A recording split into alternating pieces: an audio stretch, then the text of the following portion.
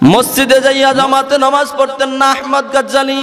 ইমাম গাজ্জালীকে জিজ্ঞাসা করে মুসল্লিরা, জিজ্ঞাসা করে হুজুর আপনি আমাদেরকে বুঝান, আমাদেরকে নামাজ পড়ান, মসজিদের গতির কথা বলেন, মসজিদে জামাতের কথা বলেন। হুজুর আপনার ভাই তো জামাতে নামাজ পড়ে না, প্রশ্নবিদ করে কেন নামাজ পড়ে না জামাতে আসিয়া?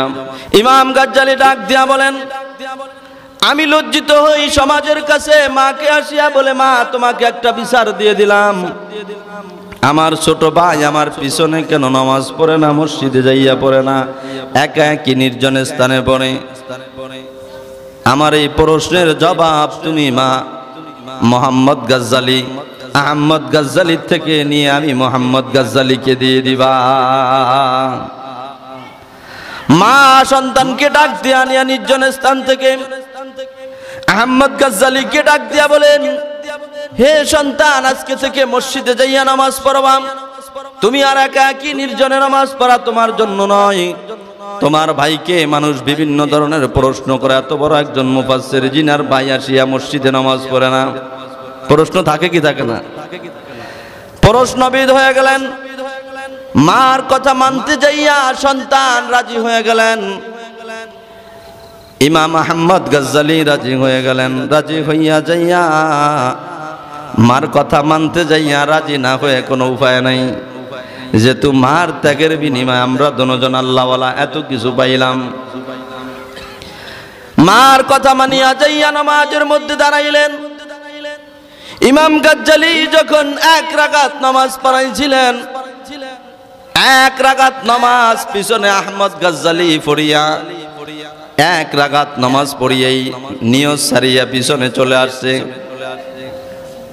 বাহিরে আসিয়া আবার সেই নির্জন স্থানে যাইয়া নামাজ শুরু করে দিয়েছে। আজকে প্রশ্ন আরো কম না বেশি? ইমাম গাজ্জালীকে আরো প্রশ্ন বেশি করলেন। এতদিন তো মসজিদে আসে না, নামাজ পড়ে না, এটা ভিন্ন চ্যাপ্টার ছিল, কিন্তু আজকে আসিয়া 1 রাকাত নামাজ পড়ে আমাদের কাতারের মধ্যখান থেকে আপনার ভাই চলে গেল নির্জন স্থানে যাইয়া নিজে একা একই নামাজ পড়ে আর মালিকের জিকির করে। ইমাম গাজ্জালী আজকে আরো প্রশ্নের সম্মুখীন হলেন। ইমাম গাজ্জালী যাইয়া মাকে বলেন, মা আজকে আমার ভাই আপনার সন্তান যেই কাজ করেছে গো মা, আজকে প্রশ্ন আমার সামনে আরো বেশি জমা হয়েছে। মা বলে বাবা কি করেছে বলো? মা ডাক দিয়ে সন্তানকে বলে, কি করেছে বলো? মুসল্লি আমাকে বিচার দিয়েছেন, 1 রাকাত নামাজ পড়িয়েই আহমদ গাজ্জালী মসজিদ থেকে বের হয়ে গেছে। মা জিজ্ঞাসা করে, কিরে সন্তান তুই এই কাজ করছো কিনা? বলে, হ্যাঁ মা আমি এই কাজ করেছি, কিন্তু এই কাজ করার পিছনে আমার একটা কারণ আছে। কারণটা হলো মা,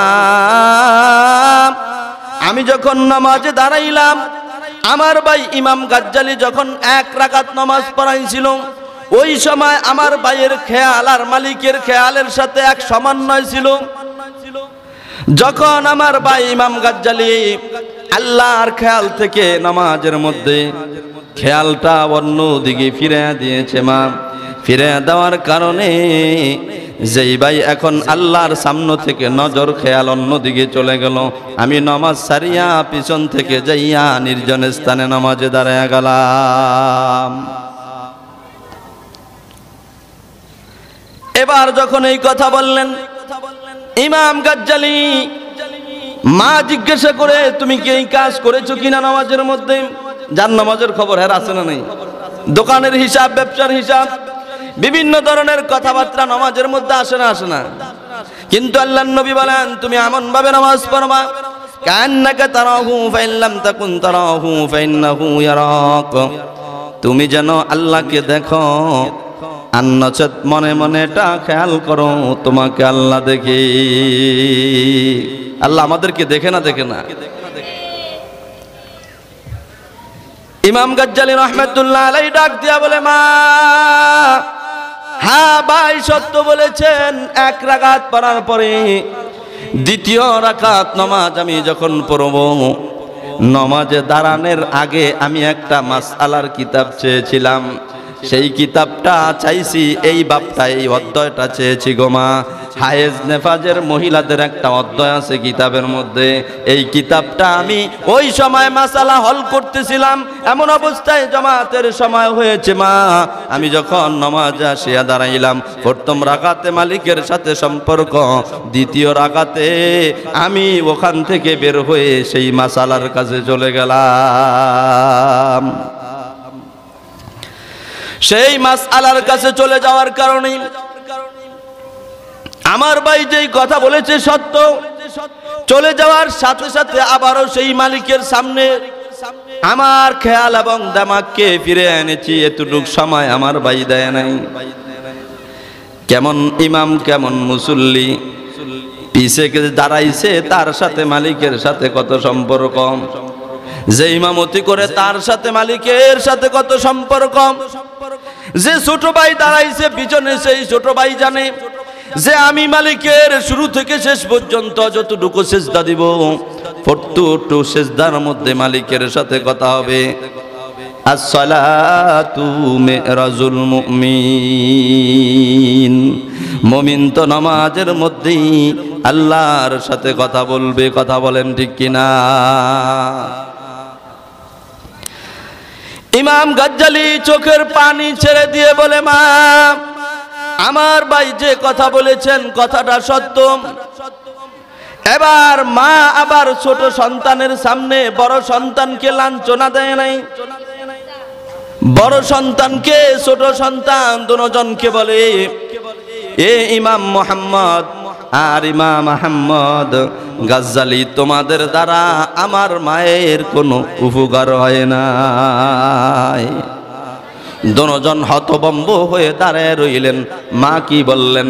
এবার ইমাম গাজ্জালি বলেন, মা আমার দ্বারাও কি কোনো উপকার হয় নাই? মা বলে, না তোমাদের দ্বারা কোনো উপকার হয় নাই। এবার ছোটজন বলে, মা আমার দ্বারাও কি কোনো উপকার হয় নাই? বলে, না তোমাদের দ্বারা কোনো উপকার হবে না। দুজনে হতভম্ব হয়ে দাঁড়ায় রইলেন।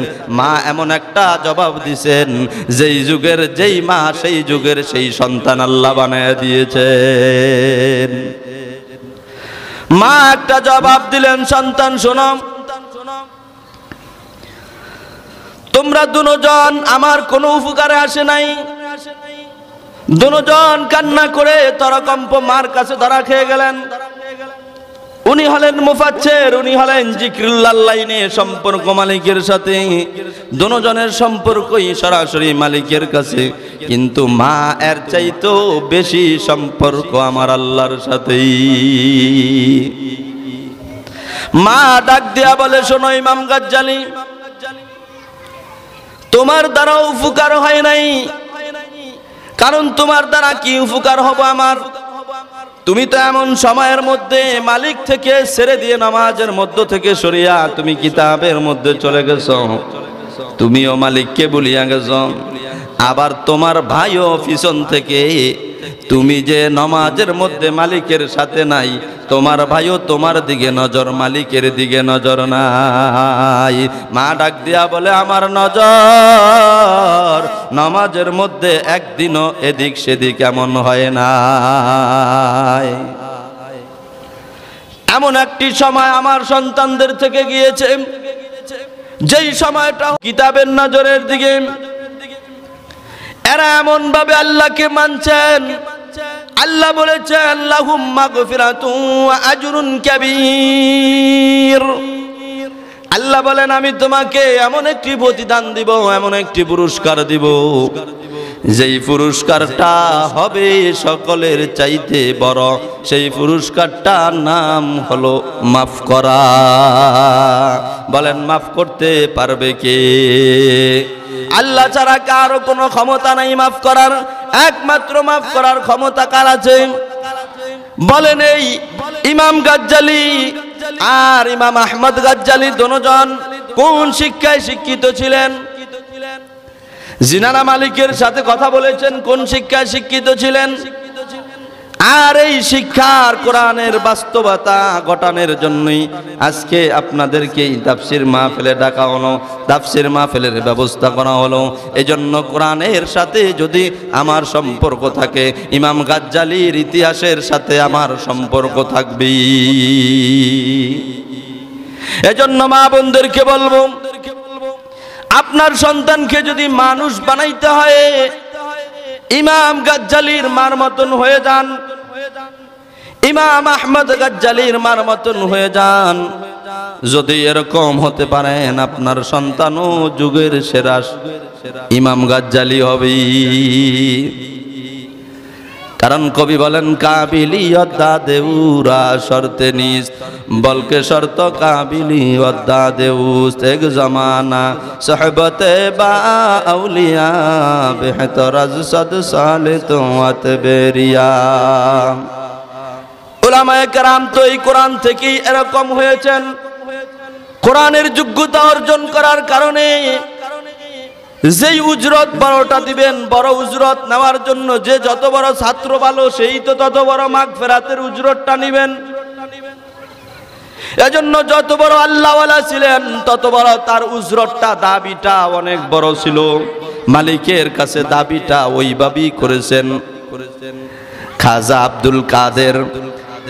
আব্দুল কাদের উনিও বলেন যে আমি এমন ভাবে একটা দাবি করেছি মালিকের কাছে, বেকে নামাজের নিয়ত করেছে সকল লোক আল্লাহু আকবার বলে। নিয়ত বাঁধার পরে উনি দেখেন যে নিয়ত বাঁধে না। মুসল্লিরা নামাজের শেষে বলেন, আপনি যে নামাজের মধ্যে সকলে নিয়ত বাঁধলো, আপনি নিয়ত বাঁধলেন পরে, কারণটা কি? আপনার তাকবীর উলা ছুটে গেল। উনি ডাক দেয়া বলেন, আমি যেই বাইতুল্লাহর ইবাদত করি, ওই বাইতুল্লাহকে আমার নামাজের মধ্যে না দেখা সত্ত্বে আমি নিয়ত বাঁধি না।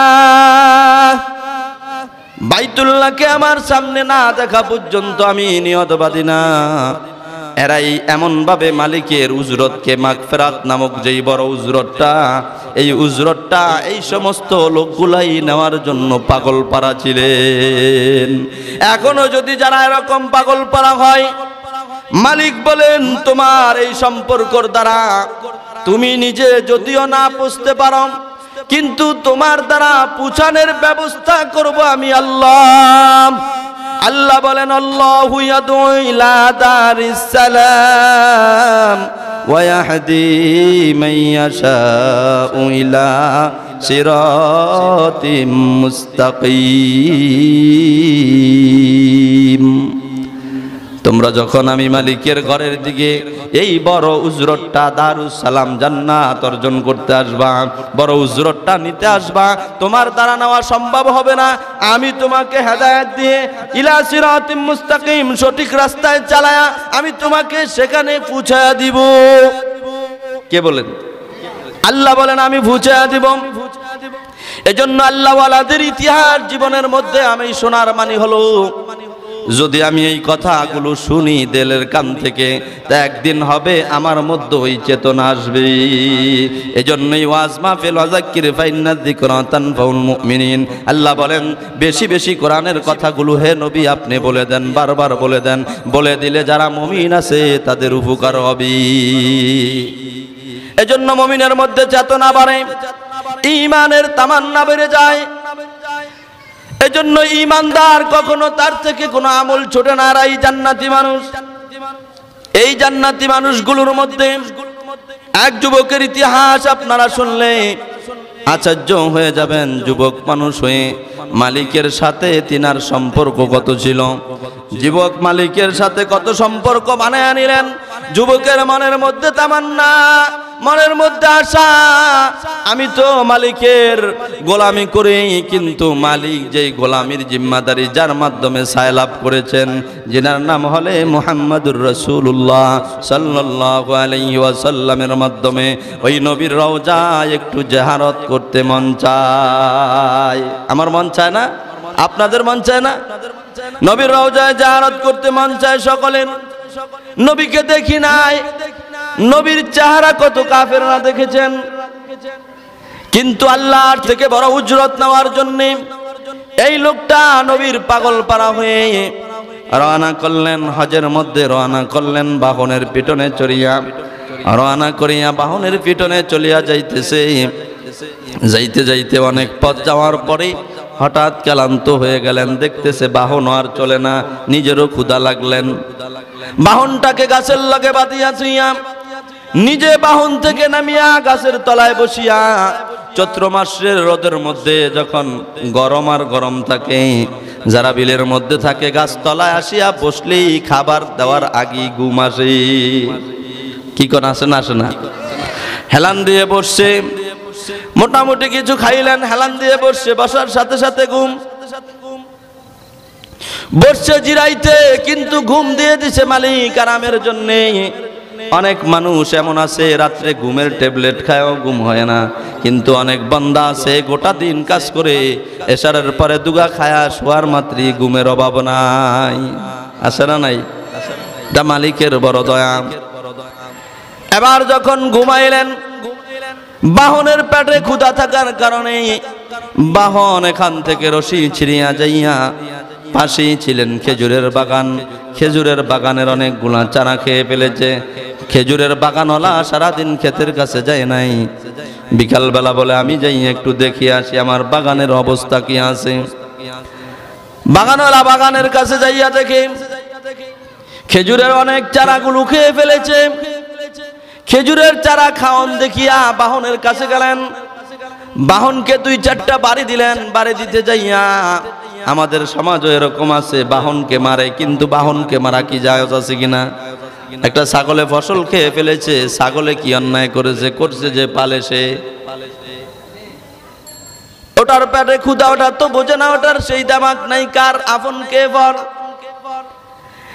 যাইয়া যখন বাহনকে আঘাত মারলেন, আঘাত মারতে যাইয়া মারার খেয়ালে মারে নাই, কিন্তু বেজাগায় পড়িয়া বাহনটা জমিনের মধ্যে পড়িয়া ছটফট করিয়া মারা গেছে। মুরব্বী চিন্তা করলেন, হায় রে, ফসলের বিনিময়ে তো একটা বাহনকে হত্যা করা জায়েজ নাই। কি কোন জায়েজ আছে? হত্যা করে ফেলেছে। বাহন জমিনের মধ্যে, যিনি হজ করতে যাইবেন তিনি ঘুম ভাঙলেন, ভাঙ্গিয়া দেখে বাহন দেখা যায় না। লাভ দিয়ে বিদবিদে উঠিয়া দৌড় দিলেন, পাশে যাইয়া খেজুরের বাগানের মধ্যে দেখে বাহন পরে রইলেন। মুরব্বী দাঁড়ায় রইলেন একজন, কয়জন? দেখিয়া মুরব্বীর সাথে এক কথা 2 কথা বলে, মুরব্বী বলে আমি মারতে চাই না, কিন্তু বেলাইনে পড়িয়া কি গেছে, মারা গেছে। আমাকে ক্ষমা করে দাও না। ক্ষমা করা হবে না, আমার বাহন মেরে ফেলেছেন, যে আঘাত করেছেন আমিও আপনাকে আঘাত করব। আঘাত করতে যাইয়া মুরব্বীর গায়ের মধ্যে যুবক যখন আঘাত করে দিলেন, আঘাত করে যাইয়া আঘাত বেলাইনে পড়িয়া মুরব্বীও সেখানে মারা যায়। এখন বাহন উপরে রইলেন, মুরব্বীর লাশ উপরে রইলেন। হাজী সাহেব এবার হজে যাওয়া তো সম্ভবই হলো না। এখন যেই মামলার সামনে পড়েছে, হজের আগে মামলার সমাধান করা লাগবে। বাহনকে সামনে নিয়ে, লাশকে সামনে নিয়ে দাঁড়ায় রইলেন। নিজে চিন্তা করলেন, হায় রে কি করলাম, বাহনের মোকাবেলায় তো একজন মানুষকে হত্যা করা যায় না। আমার কাজটা তো ঠিক হলো না, কাজটা ঠিক মতো করতে পারলাম না, এই কাজটা কি করলাম। যখন দামাক ফিরে আসছে, এখন চিন্তা করে আর দাঁড়ায় রইলেন। এই মুরব্বীর যেই আসুক না কেন, যা দাবি করে তাই মানিয়া আমি নিতে রাজি হয়ে যাব, কারণ আমার মতো মানুষে একজন মুরব্বীকে মারা হত্যা করা ঠিক হয় নাই। ছেলেরা খোঁজ করতে করতে বাবাকে আসলেন, সেই নিজের বাগানের কাছে আসিয়া দেখে যুবক দাঁড়ানো একজন, বাহন একটি পরে রইলেন, বাবার লাশ পরে রইলেন। জিজ্ঞাসা করে যুবক দুজনে, কে আমার আব্বাকে হত্যা করেছে? যুবক বললেন, বলার পরে বলেন, আমি হত্যা করার ইচ্ছায় আমি মারি নাই, কিন্তু মারতে যাইয়া হত্যা হয়ে গেছে। আমাকে এখন যা করেন তাই আমি মেনে নিতে রাজি।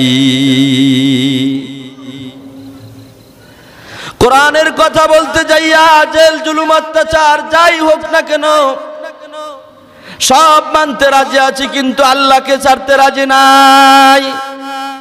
কি কন? আল্লাহর সামনে তো আমাকে দাঁড়াইতে হবে।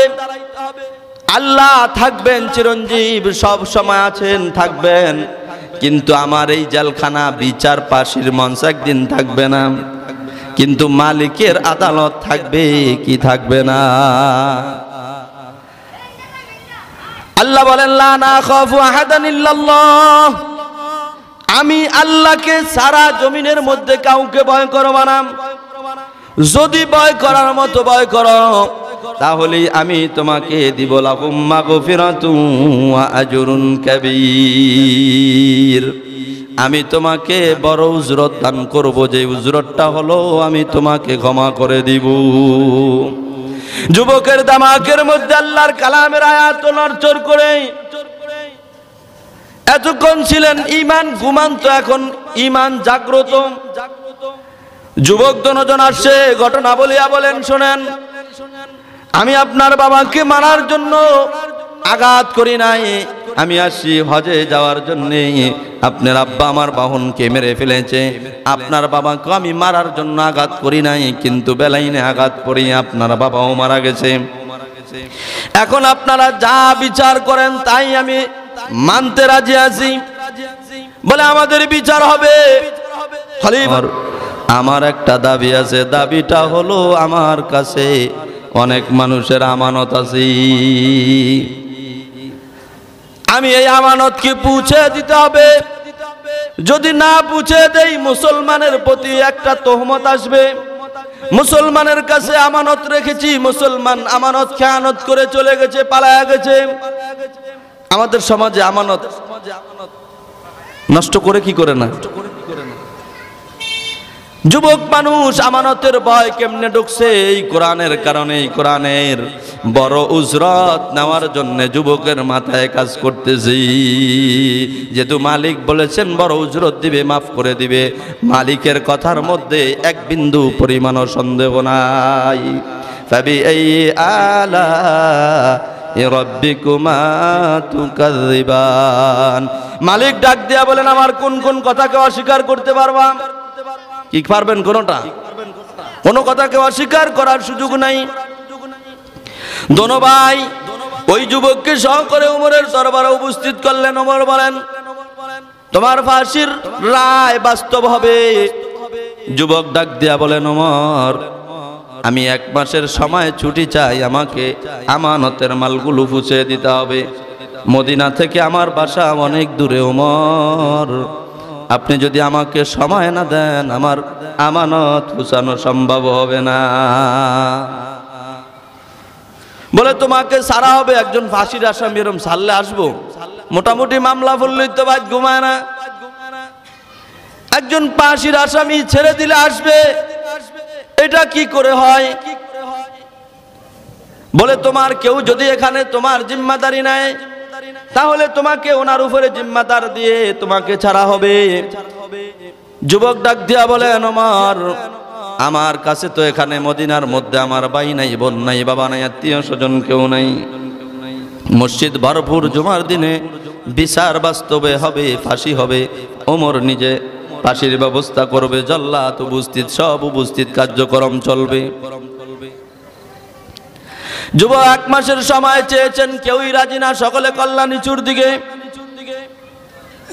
কেউই রাজি হচ্ছে না। কে তার জিম্মাদারি নিবে? ফাঁসির আসামির জিম্মাদারি নিবে।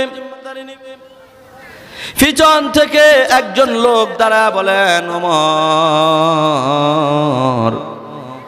কেউ যদি তার আত্মীয় না থাকে আমি তার আত্মীয় আছি। সামনে মানুষ ভাগ করে সামনে আসলেন, আসিয়া বলেন ওমর, 1 মাস নয়, যদি আরো কম সময় লাগে তাও আমি রাজি আছি, আরো বেশি লাগলেও রাজি আছি।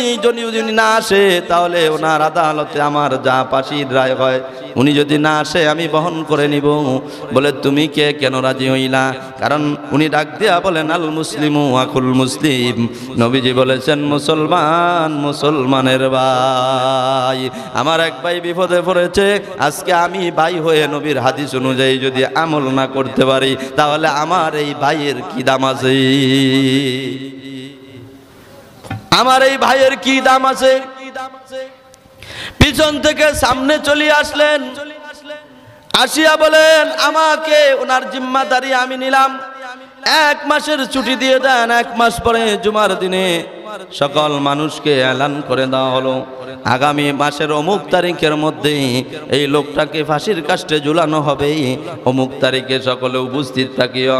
মানুষ এখন যেই জুমার তারিখ দিছে ওই জুমায় মানুষ কম না বেশি?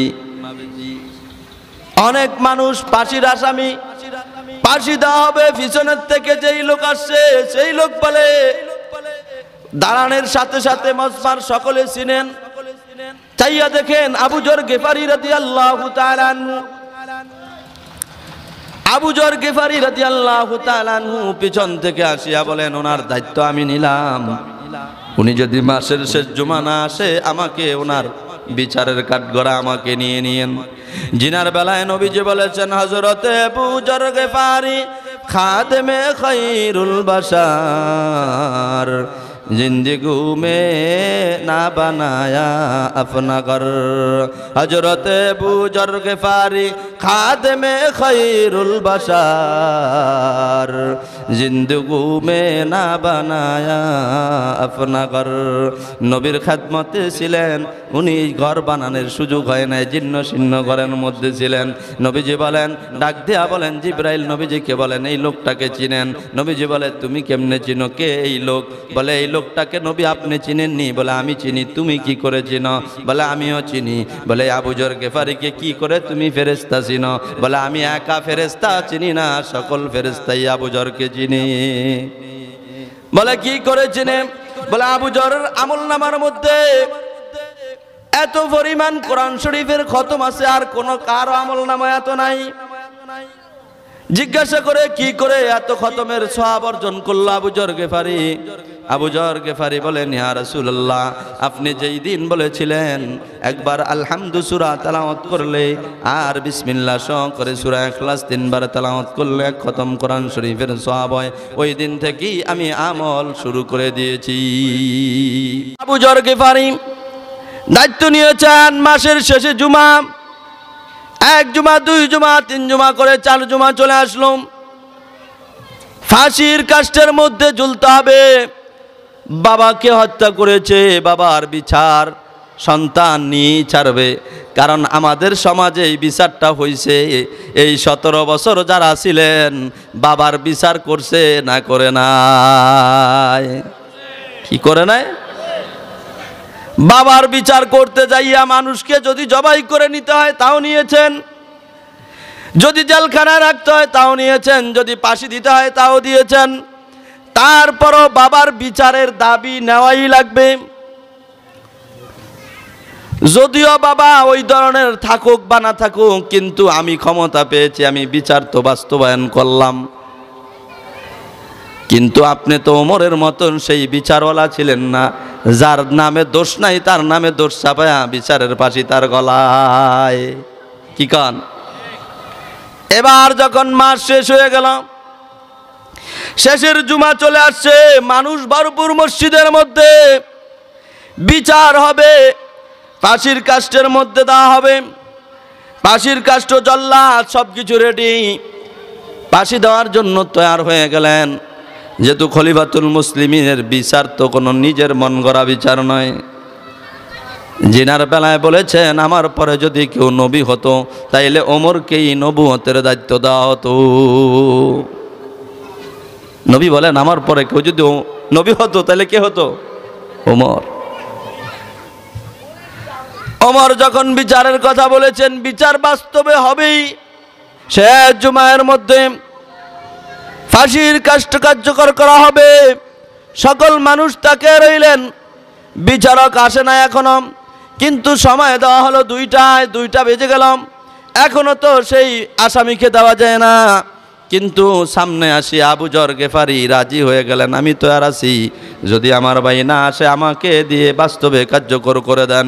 ওমর নিজে কাঁদতেছে, মজমার সকল মানুষ কাঁদতেছে আর বলতেছে হায় রে, কি একটা কাজ হলো, যেই কাজটা আজকে নির্দোষ মানুষকে ফাঁসি দেওয়া হইতেছে। দোষ আছে ওনার? ওনার কোনো দোষ নাই, নিষ্পাপ। ওনার কোনো দোষ নাই, ফাঁসির ওনার কোনো রায় হয় নাই ফাঁসি দেওয়ার জন্যে, ওনাকে ফাঁসি দেওয়া হবে। ওমর যদিও ফাঁসির কাজ বাস্তবায়ন করতে কয়, কিন্তু চোখের মধ্যে নিজের পানি চলে আসে। যাকে ফাঁসির আদেশ দেওয়া হলো, মজমার সকল মানুষ কান্না করতেছে, সকল মানুষ বলতেছে, হায় রে, কাকে ফাঁসি দেওয়া হবে? যেই লোকটার ব্যাপারে নবীজির এত বড় একজন খাদেম ছিলেন, যিনি নবীজির খাদমত করেছেন, যেনাকে জিব্রাইল চেনে, যেনার আমল নামার মধ্যে এত খতম, আবু যর গেফারি একজন নিষ্পাপ মানুষকে আজকে হত্যা না করিয়াও হত্যার ফাঁসিতে ঝুলতে হবে। ওমরও কথা লড়বে না, লড়ার কোনো সুযোগ নাই। সকল মানুষ কান্দে আর বলে, আল্লাহ কার জিম্মাদারি নিল? সে তো এখনো আসে না। আল্লাহ আল্লাহ ব্যবস্থা করে দেন। যখন সকলের কান্নাকাটি শুরু হয়ে গেলেন, কান্নাকাটি করে ফাঁসি দিবে জল্লাদ সব কিছু তৈরি করতেছে, এমন মুহূর্তের মধ্যে তাকায়া দেখে মরুভূমির মধ্যে কি যেন দেখা যায়, ধুলাবালি লড়তেছে। ধুলাবালি দেখা যায়, মানুষ দেখা যায় না। দৌড়াইতে দৌড়াইতে ঘোড়া বাহন নিয়ে আসিয়া, দ্রুত বাহনটাকে বাহিরে রাখিয়া আসিয়া ওমরের পায়ের মধ্যে, আবু যর গেফারির পায়ের মধ্যে জড়াইয়া ধরলেন। জড়াইয়া ধরে বলেন, ও ওমর ইবনে খাত্তাব, আপনি আমাকে ক্ষমা করে দেন। আবু যর, আপনি আমাকে ক্ষমা করে দেন। আমার ভুল হয়েছে, সময় হয়েছে, অন্যায় হয়েছে, আপনার দোষ নাই। আপনি দোষী মানুষের কাঠগড়ায় সকল মানুষ আপনার দিকে তাকায় রইল। ডাক দিয়া বলে, আমার কেন দেরি হলো? আমার দেরি হওয়ার পিছনে যখন আমি বাসার মধ্যে গেলাম, সকল মানুষের পাওনাগুলি দিয়ে বাবার কাছে গেলাম, বাবার হাতে বলছি, বাবা অন্যায় করে ফেলেছি, আর জীবনে চেহারা দেখবা না, এক লোকমা খানা তোমার হাতে আমি সন্তানকে খাওয়ায়া দাও। বাবা বুকের মধ্যে জড়ায়া ধরিয়া কাঁদে আর বলে, বাবা রে, আর তোর দেখা হবে না, শেষবারের মতো একটু ধরিয়া রাখি, ধরতে রাখিয়া যা। সময় অনেকগুলো হয়ে গেলেন। আবার বাবার চাইতে মা আরো দরদি, মা আরো দরদওয়ালা। মার কাছে গেল, মা ওরাল দিয়ে কান্দিয়া সন্তানের চেহারার মধ্যে চুমু খায় আর বলে, বাবা আর বুঝি তোমার এই চেহারা দেখা হবে না? যেহেতু তুমি মদিনায় অন্যায় করেছ, ওমরের হাতের বিচার কোনো রকম এদিক সেদিক হয় না। যেহেতু তোমার ফাঁসি করবে, ফাঁসির কার্যকর রায় হবে, তাহলে তোমার অবশ্যই ফাঁসি হবে। মার কাছ থেকে সরতে, ওমর আমার লেট হয়ে গেছে, সময় অতিবাহিত হয়ে গেছে, ক্ষমা চাই আপনাদের থেকে, আমাকে ক্ষমা করে দেন, আমার বাকি কাজ সামনের দিকে কার্যকর করেন। হাজার হাজার মানুষের মধ্যে লোকটা যখন উপস্থিত হয়ে গেলেন, এবার ওই দোনো ভাই ডাক দিয়া বলে, ওমর বিচার লাগবে না, বিচার পাইছি। এই লোক জীবনও কখনো মানুষ হত্যা করতে পারে না। যেই লোক এত দূর থেকে 1 মাস মানুষের আমানত দিয়া আবার দ্রুত আসিয়া রায় ফাঁসির যেটা জানে, এরপরও চলিয়া আসছে, নিশ্চয়ই এই লোক যেই কোনো ঝামেলার মধ্যে পড়িয়া হত্যা করেছে। এই লোক কখনো হত্যা করতে পারে না। নবীর হাদিস অনুযায়ী আবু যর গেফারি যেমন আমল করেছে, আমরাও সেই আমল করে দিলাম। আল মুসলিম ও আকুল মুসলিম। মদিনার মধ্যে আমরা এখন আর 2 ভাই নয়, মদিনার মধ্যে আমরা এখন 3 ভাই হয়ে গেলাম। আমরা মদিনার মধ্যে 3 ভাই হয়ে গেলাম। ওমর, আর এই আপনার বিচার আমরা পেয়েছি। বলেন তো, মানুষের আখলাকের দ্বারা মানুষের ফাঁসির কাষ্ট থেকেও বাঁচা যায় না? যায় না। কিন্তু আখলাক আমাদের যত সুন্দর হবে, ততই আখলাকের দ্বারা আমাকে ফাঁসির কাষ্ট থেকেও আল্লাহ বাঁচাইতে পারবি। কারণ ওই যে খবর একটাই, আল্লাহ বলেছেন, যদি আমাকে না দেখিয়া ভয় করো, ভয় করিয়া যদি অন্যায় করে ফেলেছো, ক্ষমা চাও, আমি ক্ষমা করে তো দিবই।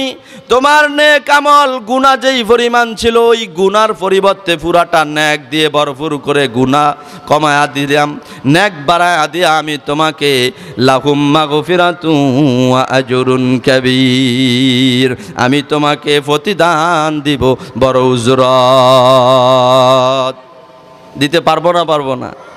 এই জন্য আমরা কি করব? মুসলমানের ভাই যদি এইভাবে আখলাকওয়ালা হতে পারি, তাহলে ইনশাআল্লাহ আমাদের কোনো জায়গায় কোনো বিপদে ঠেকা লাগবে। কারণ মদিনায় কেউ ছিল না, কিন্তু এখন ভাই হইছে না হয় নাই। এখন আমরা মুসলমান, বিপদে যদি পড়ি এখান থেকে যাইয়া কোনো রকম বলা সদরে, তাহলে আর আমার দেখি একজনও পাশে নাই, কোনো বন্ধু নাই। কারণ কি? বন্ধু না থাকার পিছনে কারণ হলো একটাই, যে আমি আপনি রসুলের হাদিস অনুযায়ী আমল করতে পারি নাই। যদি আমল করতে পারি, সারা দেশে আমাদের বন্ধুর কোনো অভাব নাই।